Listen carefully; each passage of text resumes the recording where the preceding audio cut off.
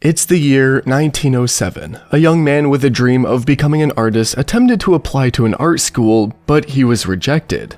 The next year, he applied again with the hopes of finally being admitted, but sadly, he was denied again. Nobody in this school could have imagined that this young man would one day leave a profound mark on history. That he would cause millions of deaths and become one of the most notorious war criminals in the world. He would have been one with Da Vinci and Picasso, but the dream vanished and left a nightmare. This young man is none other than Adolf Hitler.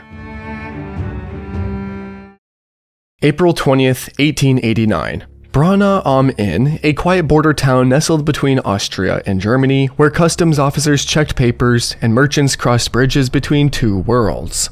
Clara Hitler gave birth to her fourth child that spring, a son she named Adolf.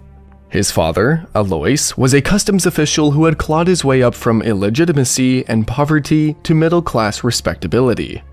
Alois was stern, authoritarian, a man who demanded respect and gave little warmth in return.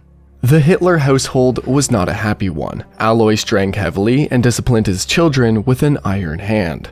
Young Adolf learned early that the world was split between those who commanded and those who obeyed. At home, he fell into the latter category, but even then, something in him resisted. Teachers at the Volksschule in Fischlum described him as stubborn, moody, talented in sub-subjects, particularly art and history, but dismissive of mathematics and science. He had ideas about what he wanted to be, and none of them involved following orders or fitting into the structures that adults tried to impose on him. When Adolf was 13, his father died. The house became quieter, but not easier. His mother took in boarders to survive. Adolf attended the Realschule in Linz, a technical secondary school, but his grades deteriorated. He dreamed of becoming an artist. His teacher saw a boy with potential squandered by arrogance. He saw a system that didn't understand him. In 1905, he dropped out. For 2 years, he drifted through adolescence without direction or purpose. He read obsessively. Wagner's operas, German mythology, nationalist pamphlets that glorified the Germanic peoples and their supposed superiority. He sketched buildings and monuments. He attended the opera in Linz, losing himself in the thunderous drama of Wagnerian spectacle.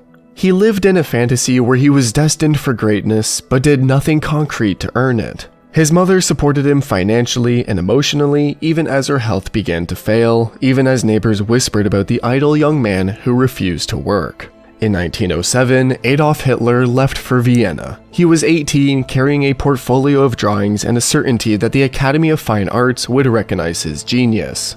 They didn't. He was rejected twice. The examiners told him his work was technically adequate, but lacked soul, lacked the human element required for fine art.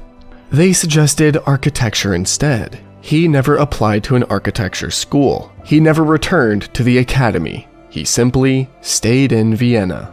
What followed were 5 years of slow, grinding desolation. His mother died of breast cancer in December 1907, and something inside him hardened. He moved into a men's dormitory. He sold postcards and small paintings to tourists. He lived on bread and milk, wore the same coat until it frayed, and spent his nights in cafes reading newspapers.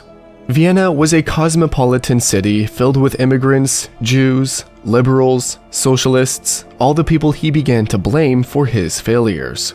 It was here, in the shadows of the Habsburgs' crumbling empire, that his worldview calcified.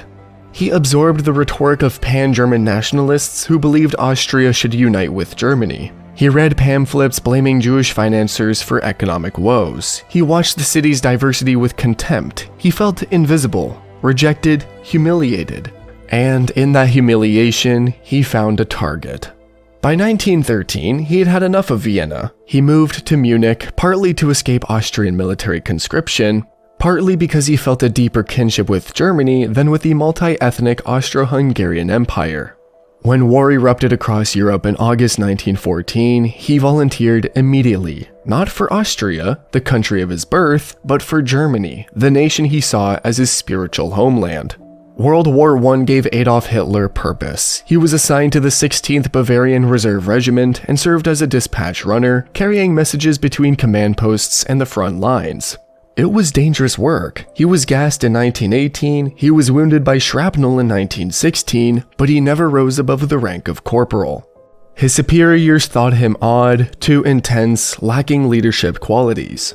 Yet, the war defined him. For the first time in his life, he belonged to something larger than himself. He won the Iron Cross First Class, a rare honor for someone of his rank. He found camaraderie among men who shared his sense of purpose, and when Germany surrendered in November 1918, he took it as a betrayal.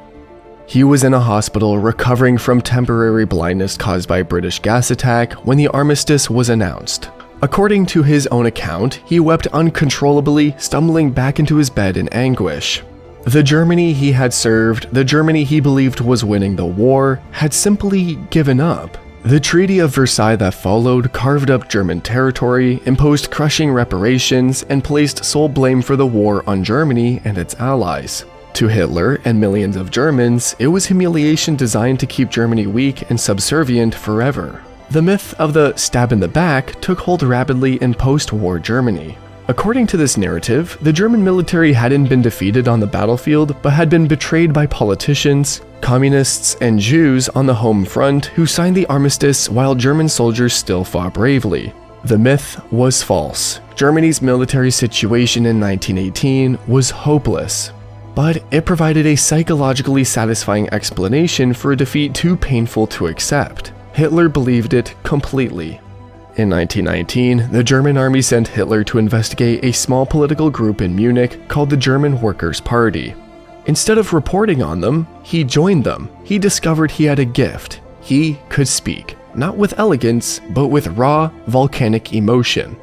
People listened. They believed. Within 2 years, he'd taken control of the party, renamed it the National Socialist German Workers' Party, the Nazis, and begun building a movement. His message was simple. Germany had been wronged. Its enemies were internal and external. The Weimar Republic was weak, the Jews were saboteurs, the communists were traitors, and only a strong, unified Germany, led by a strong, unified leader, could restore national pride. In November 1923, he tried to seize power by force. The beer hall putsch in Munich was a disaster. Police opened fire, 16 Nazis died, Hitler fled, was arrested, and sentenced to 5 years in Landsberg prison. He served 9 months. In prison, he dictated Mein Kampf. Part autobiography, part manifesto. It sold poorly at first. Critics called it unreadable, but it laid out everything he intended to do. Expand German territory, eliminate Jewish influence, destroy communism, and create a racially pure state. Most people didn't take it seriously. That was their mistake. Released in 1924, Hitler rebuilt the Nazi Party from scratch. He learned a crucial lesson from the putsch. He wouldn't take power by force. He'd take it legally. So he organized, recruited, and used propaganda with ruthless precision. Joseph Goebbels became his chief propagandist. The SA, his paramilitary brown shirts, intimidated opponents. The swastika became ubiquitous. But the Nazi Party remained marginal throughout the late 1920s. Germany's economy had stabilized. The Weimar Republic seemed to be finding its footing. In the 1928 elections, the Nazis won only 2.6% of the vote. Then came the Great Depression. The American stock market crashed in October 1929, and the economic shockwaves devastated Germany, which was still deeply in debt from war reparations and dependent on American loans.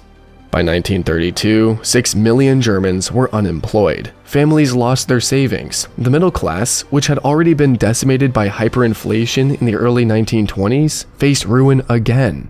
The Weimar government seemed helpless to stop the collapse. Hitler offered certainty in a time of chaos. He promised jobs, order, and national revival. He promised to tear up the Treaty of Versailles and restore German pride, and provided convenient scapegoats: the Jews who supposedly controlled international finance, the communists who threatened German values, the weak politicians who had betrayed the nation. So, in the 1932 elections, the Nazis became the largest party in the Reichstag. On January 30th, 1933, President Paul von Hindenburg appointed Hitler as Chancellor. Conservative elites believed they could control him. They were wrong. Within weeks, the Reichstag burned. Hitler blamed the communists and demanded emergency powers. The Enabling Act passed in March, allowing him to rule by decree. Opposition parties were banned. Trade unions dissolved. The free press disappeared. By mid-1933, Germany was a one-party state. What followed was a transformation. Hitler rebuilt Germany's military in defiance of Versailles. He constructed the Autobahn. Unemployment dropped. For many Germans, life improved if they weren't Jewish, Roma, disabled, homosexual, or politically opposed. For them, life became a nightmare. The Nuremberg laws stripped Jews of citizenship. Kristallnacht in 1938 saw synagogues burned, shops destroyed, thousands arrested. Concentration camps expanded, propaganda dehumanized entire populations, and the world watched, uneasy but largely silent. Hitler rebuilt Germany's military in direct violation of the Treaty of Versailles. He reintroduced conscription. He expanded the army, built tanks and aircraft, and created a modern war machine. In 1936, he remilitarized the Rhineland, a border region that was supposed to remain demilitarized under Versailles. Britain and France protested, but did nothing. In 1938, he annexed Austria in the Anschluss, bringing his birth country into the Reich. Again, the world protested, but did nothing. In September 1938, Hitler demanded the Sudetenland, the German-speaking border regions of Czechoslovakia. Britain and France, desperate to avoid another war, agreed to his demands at the Munich conference, hoping that appeasing Hitler would satisfy his territorial ambitions. British Prime Minister Neville Chamberlain returned to London waving a piece of paper and declaring peace for our time. 6 months later, in March 1939, Hitler violated the Munich Agreement and occupied the rest of Czechoslovakia. The policy of appeasement lay in ruins. On September 1st, 1939, German forces invaded Poland. 2 days later, Britain and France declared war. World War II had begun. For 2 years, Hitler seemed unstoppable. Poland fell in weeks. Denmark, Norway, Belgium, the Netherlands, France, all conquered. By mid-1940, Nazi Germany controlled most of Western Europe. Hitler stood at the peak of his power, commanding vast armies in an empire that stretched from the Atlantic to the gates of Moscow. But empires built on conquest are fragile. In June 1941, he invaded the Soviet Union. Operation Barbarossa. It was the largest military operation in history, and initially, it succeeded. German forces pushed deep into Soviet territory, but they underestimated Soviet resilience, the brutal Russian winter, and the logistical nightmare of fighting on such a vast front. By December 1941, the United States entered the war after Pearl Harbor. Germany now faced enemies on all sides. The tide began to turn. Stalingrad in 1943 became a graveyard for German ambitions. The Allies landed in Normandy in June 1944. Soviet forces pushed westward. The Reich was collapsing.